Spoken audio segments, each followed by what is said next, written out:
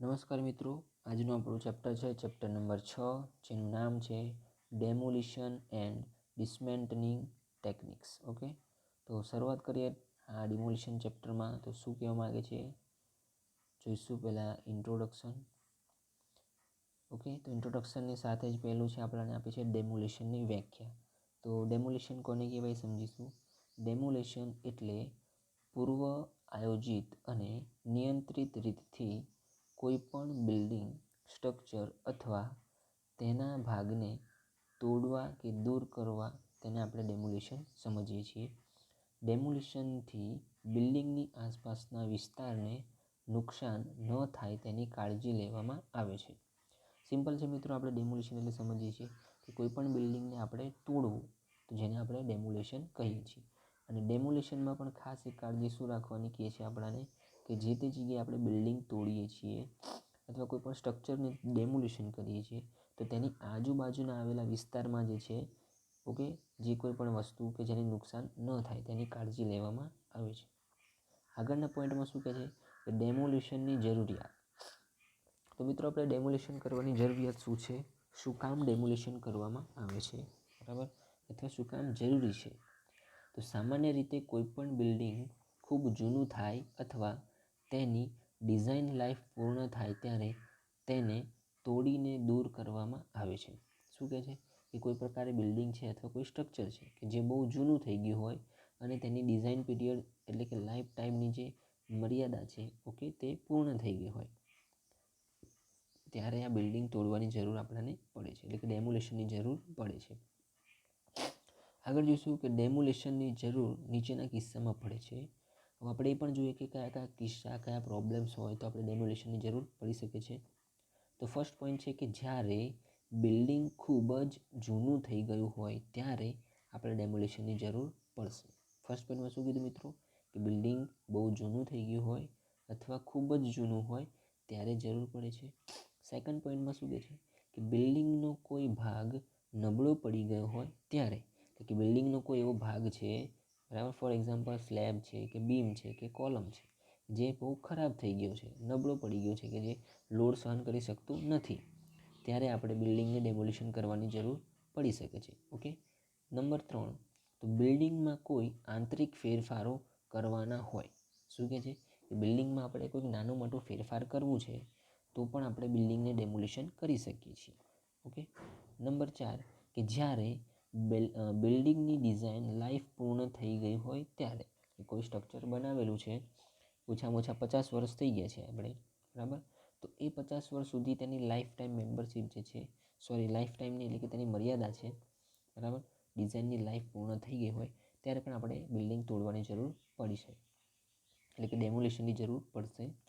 અને એમાં last point જોઈએ કે જ્યારે બિલ્ડિંગને ધરતીકંપ કે અન્ય કારણોસર મોટા પાયે નુકસાન થયેલ હોય ત્યારે, કે બિલ્ડિંગને જ્યારે ધરતીકંપ એટલે કે અર્થક્વેક નડ્યો હોય અથવા કોઈક અન્ય કારણોસર તેમાં કોઈ ખામી ઉત્પન્ન થઈ હોય અથવા તો કોઈ નુકસાન થયું છે તો આપણને ડેમોલિશનની જરૂર પડશે.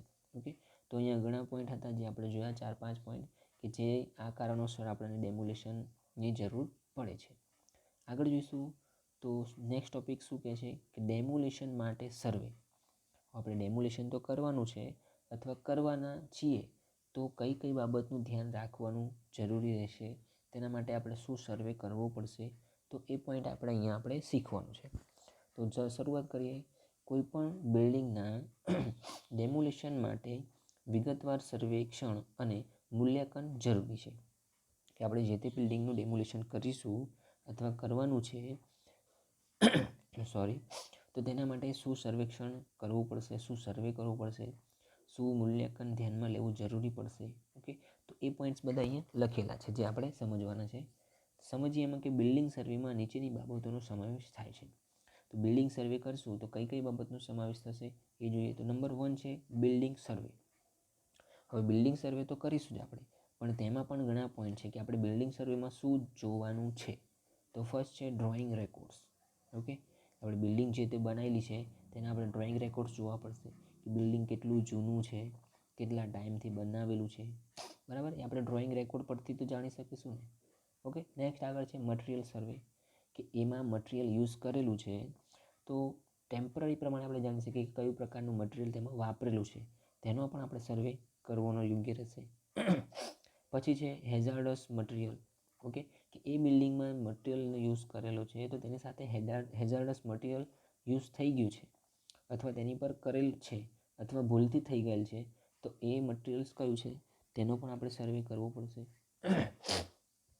પછી બિલ્ડિંગ સર્વેમાં શું કહે છે બીજું, કે બિલ્ડિંગના ફોટોગ્રાફ્સ, આસપાસના બિલ્ડિંગો, ઓકે, તેનો પણ સમાવેશ કરવો પડશે, જોવો પડશે. એ સર્વે કરવામાં આવે છે કે બિલ્ડિંગ કયા એરિયામાં છે, ઓકે, તેનો ફોટોગ્રાફ્સ દ્વારા જોઈ શકીએ. ઓકે, પછી છે બિલ્ડિંગની ઊંચાઈ, કે તેની હાઇટ કેટલી છે તે. પછી નજીકના બિલ્ડિંગોથી અંતર, કે આજુબાજુમાં જે તે બિલ્ડિંગ છે, જે બિલ્ડિંગ આપણે ડેમોલિશન કરવાની છે તો તેની આજુબાજુનામાં રહેલી વિસ્તારમાં બિલ્ડિંગો કેટલા મીટર દૂર છે અથવા કેવી બિલ્ડિંગ છે, તેનો પ્રકાર શું છે. ઓકે, એ પણ એ લખ્યું છે કે બિલ્ડિંગનો પ્રકાર, તો આપણે જે બિલ્ડિંગ ડેમોલિશન કરવાની છે તેનો પ્રકાર પણ જાણવો જરૂરી છે. બરાબર. ફોર એક્ઝામ્પલ લોડ બેરિંગ છે કે પછી ફ્રેમ સ્ટ્રક્ચર છે. બરાબર. ઓકે, અને આજુબાજુમાં બિલ્ડિંગ છે તે પણ કેવા પ્રકારની છે, તો એ બધી વસ્તુનો જે સર્વે કરીશું એ આપણે બિલ્ડિંગ સર્વેમાં સમાવેશ થશે. ઓકે, નેક્સ્ટ આગળ છે સ્ટ્રક્ચરલ સર્વે. તો સ્ટ્રક્ચરલ સર્વેમાં પણ શું આવ્યું, પાછું આવ્યું ડ્રોઈંગ રેકોર્ડ્સ. તો એ પણ જોઈશે આપણને કે ડ્રોઈંગ રેકોર્ડ્સ દ્વારા જ આપણે જાણી શકીશું. પછી છે સ્પેશિયલ સ્ટ્રક્ચર.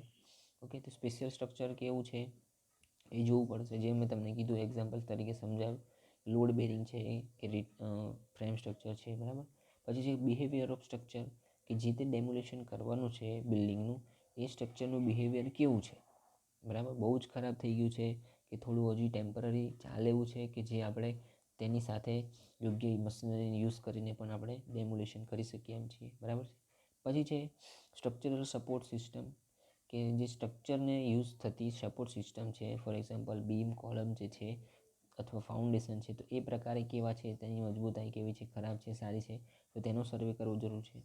પછી છે ડિગ્રી ઓફ ડિટર્મિનેશન. બરાબર, તો એ જે સ્ટ્રક્ચર છે બિલ્ડિંગ બન્યું છે તો તેને કોઈ પ્રકારે અર્થક્વેકથી અથવા કોઈ નુકસાનથી ડિગ્રી કે તેના બેલેન્સિંગમાં કોઈ ફેરફાર જોવા મળ્યો છે કે નહીં. ઓકે, તો આ બધા પોઈન્ટ્સ છે મિત્રો જે આપણે ડેમોલેશન માટે સર્વેમાં જરૂરી રહેશે. ઓકે, નેક્સ્ટ આગળ જોઈશું કે ડેમોલેશન પ્લાન. તો આપણે સર્વે તો સમજી ગયા, સર્વે પણ કરી લીધો કે કેવી રીતે થશે અને શું આવશે. હવે આગળ છે તેનો પ્લાન. તો ડેમોલેશન પ્લાન કેવી રીતે રેડી કરીશું, કે આપણે જે ડેમોલેશન કરવાનું છે તો કોઈ પ્રકારે પ્લાનિંગ તો કરવું જ પડશે. બરાબર છે. ફોર એક્ઝામ્પલ આપણે ક્યાંક જઈએ છીએ તો કઈ કઈ વસ્તુની જરૂર પડશે અથવા ક્યાંક રોકાવાના છીએ. ઓકે, આપણે સમજીએ કે કોઈ સ્કૂલે જઈએ છીએ અથવા કોલેજ જઈએ છીએ, તો કોલેજ જઈશું તો લેક્ચર ભરવા માટે બુક્સ જોઈશે. બરાબર, એ નોટ કરવા માટે ચોપડું જોઈશે. ઓકે, અથવા નોટ્સબુક જોઈશે, પેન જોઈશે, ઇરેઝર જોઈશે, પેન્સિલ જોઈશે, તો વગેરે વગેરે. ટિફિન બોક્સ, કે જે આપણે એટલા સમય પૂરતા મર્યાદામાં પ્લાનિંગ કરીને ઘરેથી નીકળીએ છીએ. બરાબર છે. તો એ પ્રકારે ડેમોલેશનમાં પણ પ્લાન છે.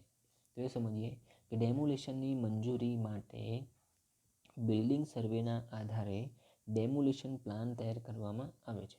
શું કહે છે કે ડેમોલેશન જો આપણે કરવું હોય તો તેની મંજૂરી માટે જરૂરી છે પહેલી કે મંજૂરી લેવી પડે. પછી તેની સાથે બિલ્ડિંગ સર્વેના આધારે ડેમોલેશન પ્લાન તૈયાર કરવામાં આવે છે, કે જો મંજૂરી મળી ગઈ હોય તો આપણે કયા પ્રકારે બિલ્ડિંગનું ડેમોલેશન કરીશું, તો તેનો પણ પ્લાન તૈયાર કરવામાં આવે છે. તો આ પ્લાન જે છે તે ડેમોલેશન માટે જરૂરીની માટેની અરજી સાથે લોકલ ઓથોરિટીને રજૂ કરવામાં આવે છે. કે આ જે છે પ્લાન તે ડેમોલેશનની જે આપણે પ્લાનિંગ કરીશું તેની લોકલ ઓથોરિટી સાથે રજૂ કરવામાં આવે છે, કે અરજી આપવી પડે આપણે. બરાબર, ગામડામાં હોય મકાન તો સિમ્પલી આપણે નોર્મલ તોડી શકીએ છીએ મજૂરીને બોલાવીને. બરાબર, પણ જો કોઈ સિટી એરિયા હોય અને ત્યાં આજુબાજુના કોઈને પ્રોબ્લેમ ન થાય એ રીતે આપણે ગવર્મેન્ટને અરજી કરીને પછી આપણે બિલ્ડિંગ તોડવાની શરૂઆત કરી શકાય છે. તો નીચે આપણાને અમુક બાબતો સમજાવી છે, જેમાં કીધું છે કે ડેમોલેશન પ્લાનમાં નીચેની બાબતોનો સમાવેશ થવો જોઈએ. તો કઈ કઈ બાબત છે જે આપણે પ્લાનિંગમાં સમાવેશમાં કરવામાં આવે છે. તો પહેલો પોઈન્ટ છે કે બિલ્ડિંગનું સ્થાન દર્શાવતો પ્લાન. ઓકે, તો પહેલું બાબત એ પ્રમાણે કહે છે કે આપણે જે પ્લાનિંગ કરીએ છીએ તો આપણને ખ્યાલ હોવો જોઈએ કે જે તે બિલ્ડિંગને આપણે તોડવાની છે, એટલે કે ડેમોલિશન કરવાની છે, તો એ બિલ્ડિંગનું સ્થાન દર્શાવતો પ્લાન આપણી પાસે હોવો જોઈએ. ઓકે, નંબર 2, બિલ્ડિંગની ઊંચાઈ, સ્ટ્રક્ચરલ સિસ્ટમ, નુકસાનનું પ્રમાણ. આ વસ્તુમાં શું કહે છે કે આપણે જે બિલ્ડિંગને ડેમોલિશન કરવાની છે તો પહેલાં તેની આપણને હાઇટ ખ્યાલ હોવી જોઈએ. કે તેની કેટલા મીટરની હાઇટ હશે.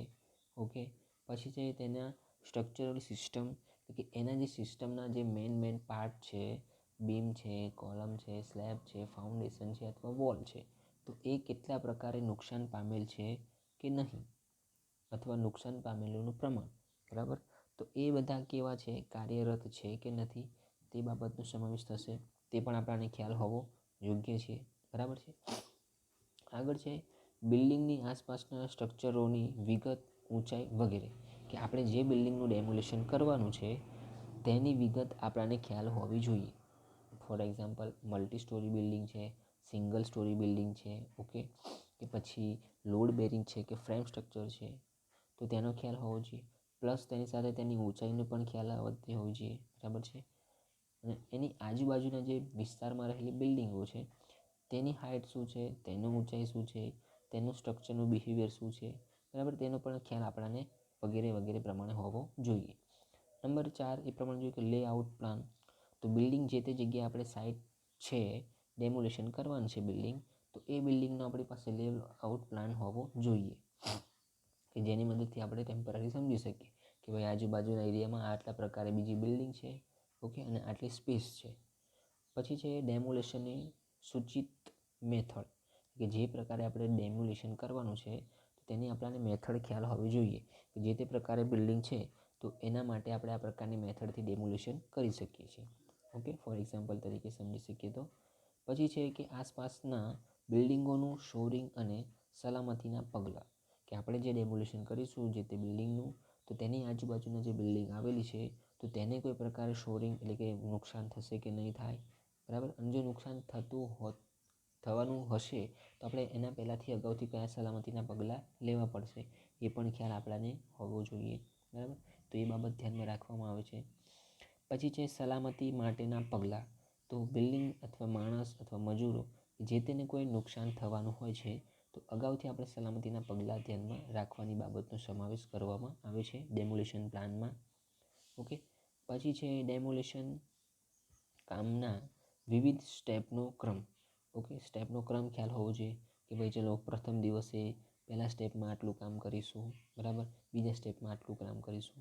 ઓકે, તો ફોર એક્ઝામ્પલ તરીકે સમજીએ કે સિમ્પલ આપણે કોઈ મકાન છે કે જે સિમેન્ટ રેતીના પતરાવાળું છે, તો પહેલા દિવસે આપણે સમજીએ કે ભાઈ ધીરે ધીરે પતરા ઉકેલીશું, બરાબર છે, પતરા બહાર કાઢીશું.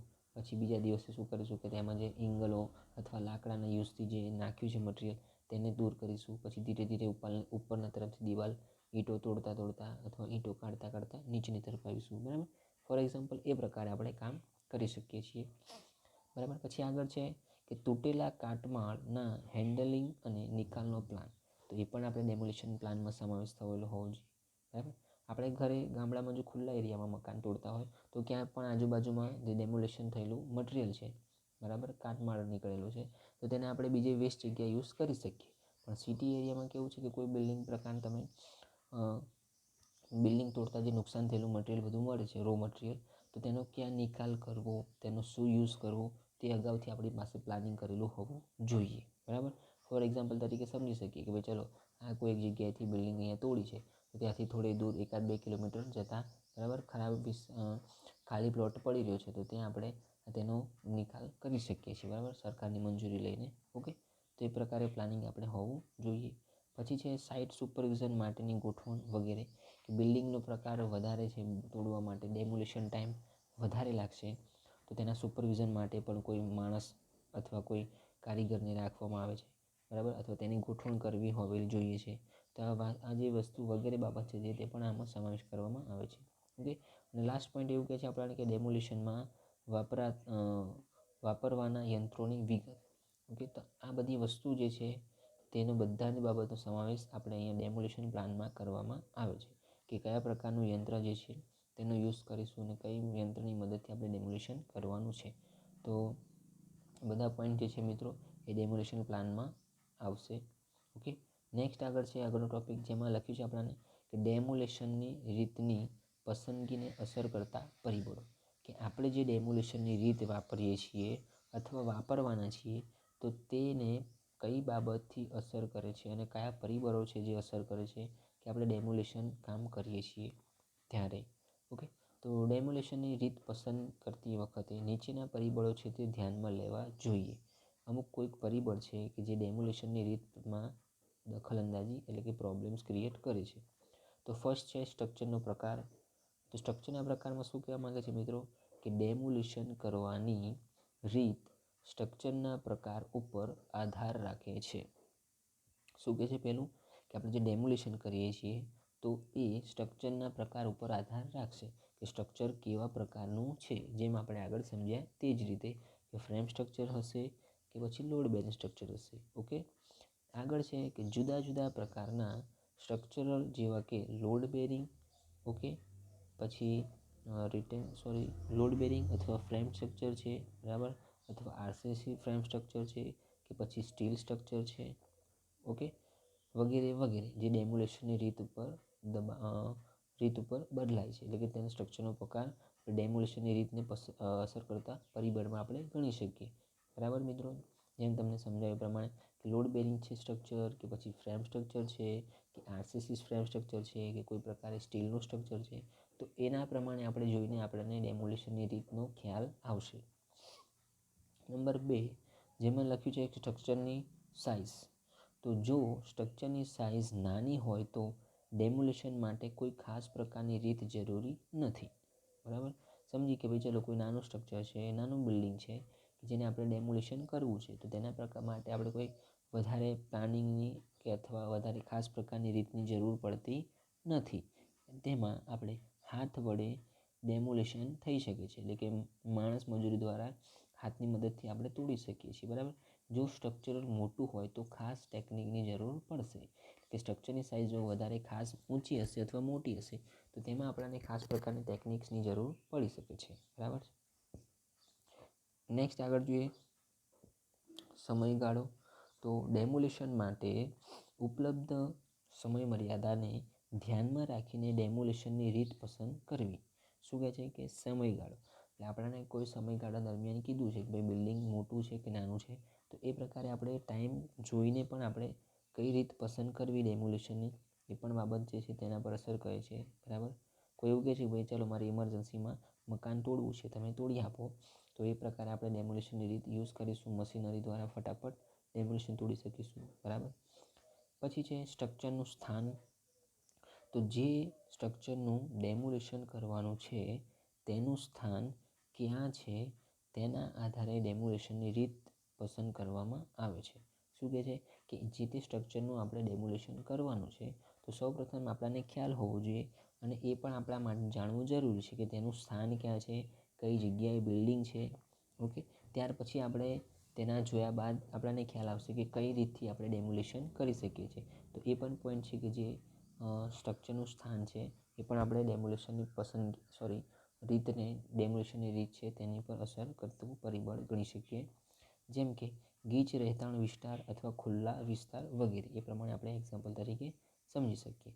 આગળ છે જેમાં આપેલું છે આપણને, તો કહે છે કે અવાજ, ધૂળ, કંપનોની મર્યાદા, બરાબર, એ પણ આપણને અહીંયા ડેમોલેશનની રીતને પસંદગીને અસર કરતા પરિબળોમાં પણ સમાવેશ થઈ શકે છે. પછી છે ઉપલબ્ધ યંત્રો, બરાબર, કયા પ્રકારના યંત્રો આપણી પાસે ઉપલબ્ધ છે કે નથી, કારીગરોનું કૌશલ્ય, સલામતી, આજુબાજુના સ્ટ્રક્ચરો, સ્ટ્રક્ચરની વર્તણૂક વગેરે. તો આ બધા પોઈન્ટ છે જે આપણે સ્ટ્રક્ચરને એટલે કે ડેમોલેશનની જે રીતને પસંદ કરવાની જે અસર કરતા પરિબળો છે તે બધામાં તેનો સમાવેશ કરી શકીએ છીએ. ઓકે, તો આમાં પર તમને સમજણ પડી ગઈ હશે. નેક્સ્ટ આગળ જોઈએ મિત્રો આગળનો પોઈન્ટ, જેમાં આપણને અહીંયા ડેમોલેશન ટેકનિક્સ દર્શાવે છે. તો કઈ પ્રકારની ડેમોલેશન ટેકનિક્સ છે જે આપણે અહીંયા ડાયાગ્રામ દ્વારા સમજી શકીએ. તો ડેમોલેશન માટે વપરાતી ટેકનિક્સ એટલે કે કેટલીક ટેકનિક્સ છે જે નીચે મુજબ આપેલી છે. જેમાં પહેલું છે ડેમોલેશન ટેકનિક્સ. ઓકે, તેના બે પ્રકાર છે. એક છે નોન એન્જિનિયરિંગ ડેમોલેશન અને બીજું છે એન્જિનિયરિંગ ડેમોલેશન. બરાબર મિત્રો, શું કહે છે ટોપિક કે ડેમોલેશન ટેકનિક્સ એટલે કે ડેમોલેશન જે આપણે કરીએ છીએ તેની બે પ્રકારની રીત છે, ટેકનિક યુઝ. ઓકે, જેમાં પહેલું છે નોન એન્જિનિયરિંગ ડેમોલેશન અને બીજું છે એન્જિનિયરિંગ ડેમોલેશન. નોન એન્જિનિયરિંગ ડેમોલેશનમાં શાનો સમાવેશ થાય છે મિત્રો? મેન્યુઅલી એટલે કે મેન્યુઅલ ડેમોલેશન એટલે માણસ દ્વારા, ઓકે, પોતાની જાતે આપણે જે ડેમોલેશન કરી શકીએ છીએ તે.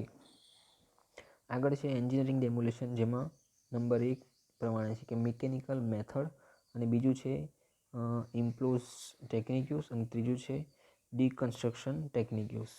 તો મિકેનિકલ મેથડમાં કઈ કઈ મેથડ છે કે જે મિકેનિકલ મશીનરી દ્વારા આપણે ડેમોલિશન કરીએ છીએ. તો પહેલું છે વ્રિંકિંગ બોલ મેથડ. બરાબર છે. શું કહે છે? પહેલી મેથડ છે વ્રિંકિંગ બોલ મેથડ, એ સમજીશું પછી છે પુશર આર્મ ટેકનિક યુઝ. નંબર 3 છે થર્મિક લેન ટેકનિક યુઝ. નંબર 4 છે નોન એક્સપ્લોસિવ ડેમોલિશન. પાંચમું છે કોન્ક્રીટ સેવલિંગ મેથડ. નંબર 6 છે deliberated collapse method. Okay, deliberate collapse method. પછી છે પ્રેશર જેટિંગ મેથડ, અને નંબર 8 છે બર્સ્ટિંગ. તો આ પ્રકારે મિકેનિકલ મેથડના પ્રકાર છે. તો શરૂઆત કરી પહેલું જોઈએ મેન્યુઅલ એટલે કે હેન્ડ ડેમોલિશન. તો મેન્યુઅલ અને હેન્ડ ડેમોલિશન કોને કહેવાશે એ સમજી લઈએ. આ રીત ખાસ કરીને ગીચ વિસ્તારમાં આવેલા નાના સ્ટ્રક્ચરને તોડવા માટે ઉપયોગી છે. તો શું કહે છે મિત્રો પહેલા પોઈન્ટ્સમાં કે આ જે મેન્યુઅલી ડેમોલિશન છે એટલે કે હેન્ડ ડેમોલિશન છે, એ રીત આપણે ખાસ કરીને જે ગીચ વિસ્તાર હોય કે નાનો એરિયા હોય અને વસ્તી વધારે હોય, બરાબર, ગીચ એરિયા હોય ટૂંકમાં, જ્યાં નાનું સ્ટ્રક્ચર હોય એટલે કે બિલ્ડિંગનો પ્રકાર કેવો છે, નાની હોય, હાઇટ તેની ઊંચી વધારે ન હોય, તો એવી જગ્યાએ આપણે મેન્યુઅલી ડેમોલિશનનો ઉપયોગ કરી શકીએ છીએ.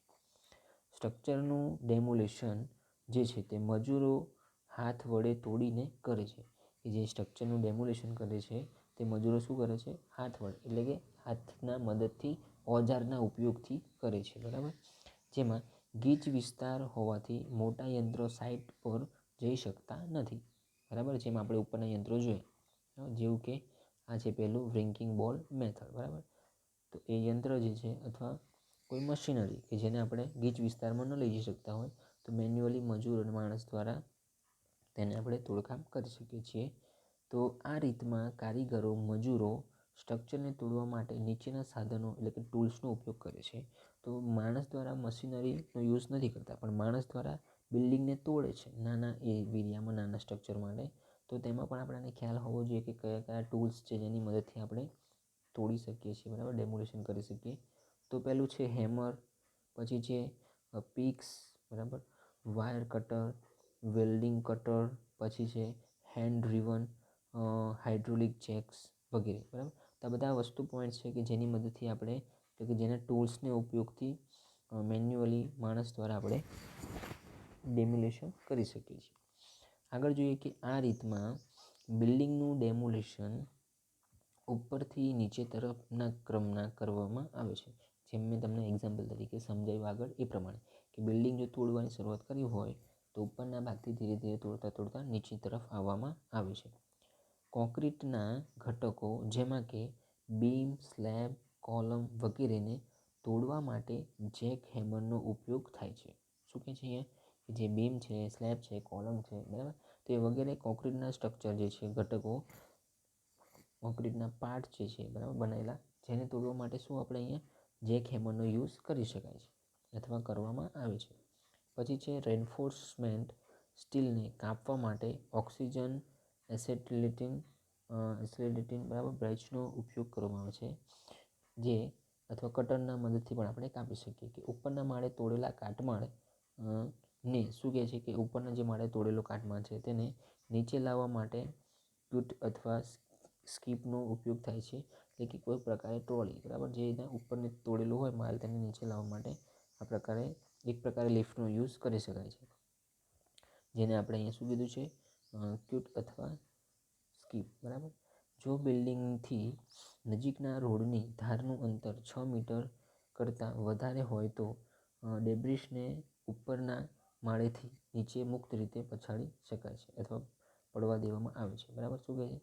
જો રોડથી થોડું દૂર અંતર હોય, બરાબર, જે 6 મીટર સુધીનું હોય બિલ્ડિંગનું, તો ત્યાંથી આપણે જે તોડવાનો ભાગ છે એ તોડીને આપણે ડાયરેક્ટ ઉપરનો ભાગ તોડીને નીચે મુક્ત રીતે પડી દઈ શકીએ છીએ. બરાબર. આગળ છે કે ડેમોલિશનનો ક્રમ. તો મેન્યુઅલી રીતમાં આપણે ડેમોલિશનનો ક્રમ કઈ બાબતથી શરૂઆત થશે એ જોઈશું. તો સૌ પ્રથમ કેન્ટિલીવર ભાગો તોડવા. એટલે કે ડેમોલિશનમાં શું કહે છે કે જે કેન્ટિલીવર ભાગ છે, ફોર એક્ઝામ્પલ કે છજ્જા છે અથવા બારીની ઉપર બહારની સાઈડ આવેલા છજ્જા, તો એ જે છે બધા તેને સૌપ્રથમ તોડવા, બરાબર. પછી છે છતનું ડેમોલિશન કરતાં પહેલાં ધાબા પરથી પાણીની ટાંકી, લિફ્ટ, કેબલ વગેરે દૂર કરવા. કે નાની જે કોઈ ફર્સ્ટ ફ્લોર, સેકન્ડ ફ્લોર પ્રકારની બિલ્ડિંગ હોય, નાનું બિલ્ડિંગ સ્ટ્રક્ચર જેમાં ટેન્ક મૂકેલી હોય, બરાબર, પછી લિફ્ટના ટાઈપ્સ મૂકેલા હોય અથવા લિફ્ટ્સ મૂકેલી હોય, તો તેના દરેક પ્રકારની વસ્તુને દૂર કરવા. ત્યાર પછી તોડવાનું શરૂઆત કરી શકીએ આપણે, જે રૂફ તોડવું હોય ત્યારે. પછી છે ફ્લોર સ્લેબ તોડવાનું મધ્યમાંથી શરૂ કરી બીમ તરફ જવું. કે જો ફ્લોરિંગનો જે સ્લેબ છે તો તેને આપણે તોડવા માટે શરૂઆત ક્યાંથી કરીશું? વચ્ચેના ભાગથી, એટલે કે સેન્ટરમાંથી તોડતા તોડતા દિવાલ તરફ જઈશું, કોલમ તરફ, બીમ તરફ જઈશું, બરાબર. પછી છે કે ફ્લોર બીમ તોડવાનો ક્રમ નીચે મુજબ હોવો જોઈએ. ફ્લોર બીમ છે તેનો તોડવાનો ક્રમ કયો છે કે પહેલાં કેન્ટિલીવર બીમ તોડવું, પછી સેકન્ડરી બીમ તોડવું, પછી છે પ્રાઇમરી એટલે કે મુખ્ય બીમ તોડવું. તો એ પ્રકારે આપણે અહીંયા જે છે ડેમોલિશન કરવામાં આવે છે. પછી છે ડેમોલિશન પ્રક્રિયા શરૂ કરતાં પહેલાં નોન લોડ બેરિંગ વોલ દૂર કરવી, બરાબર. જો આપણે ડેમોલિશન પ્રક્રિયા શરૂ કરતા હોય તો તેમાં જે લોડ આવે છે બિલ્ડિંગ ઉપર, એટલે કે બિલ્ડિંગ ઉપર કોઈ પ્રકારનો લોડ નથી આવતો, બરાબર. જો નોન લોડ બેરિંગ હોય તો તેને આપણે દૂર કરી શકીએ છીએ. પછી છે કે ઉપરના ભાગેથી બીમ દૂર કર્યા પછી લોડ બેરિંગ વોલ અને કોલમ જે છે તે તોડવા. ઓકે, તો આ પ્રકારે ડેમોલિશનનો ક્રમ દર્શાવેલ છે, જે આપણે મેન્યુઅલી રીતમાં જોઈ શકીએ છીએ. આગળ છે વ્રિંકિંગ બોલ મેથડ, જે મિકેનિકલ મેથડમાં આવેલું છે એન્જિનિયરિંગમાં. તો આ રીતમાં ક્રોવેલ માઉન્ટેડ ક્રેનમાંથી 0.5થી લઈને 2 ટન વજનનો સ્ટીલનો બોલ એટલે કે સ્ટીલનો ગોળો લટકવામાં આવે છે. આ સ્ટીલ બોલના આઘાતના કારણે કોન્ક્રીટને મેશનરી તૂટે છે, એટલે કે અચાનક કોન્ક્રીટ બોલ્સની મદદથી આપણે તોડી શકીએ છીએ. તો આ રીતમાં 2 ટેકનિક્સ વપરાય છે. 2 ટેકનિકની મદદથી આ રીત વપરાય છે. પહેલું છે વર્ટિકલી ડ્રોપ ઓફ વ્રિંકિંગ બોલ અને બીજું છે સ્વિંગ એક્શન ઓફ વ્રિંકિંગ બોલ. તો આ રીતમાં વ્રિંકિંગ બોલના હેન્ડલિંગ માટે અનુભવી ઓપરેટરની જરૂર પડે છે, જે બિલ્ડિંગને તોડવાનું હોય તેની આસપાસ ક્રેનની મૂવમેન્ટ માટે ખુલ્લી જગ્યા હોવી જોઈએ. તો આમાં ક્રેનનો યુઝ થશે મિત્રો, લોખંડના મોટા બોલનો યુઝ થશે જરૂર, ઓકે, કે જે 0.5થી લઈને 2 ટનના વજનનો હશે, બરાબર. અને એમાં જે છે તેને મશીનરી હેન્ડલ કરવા માટે સારા ઓપરેટરની જરૂર પડશે, કે જે વધારે અનુભવી હોય છે. જો બિલ્ડિંગને અંદરના ભાગેથી તોડવાનું હોય તો સૌપ્રથમ બિલ્ડિંગના અંદરના ભાગો તોડીને જરૂરી જગ્યા કરવામાં આવે છે.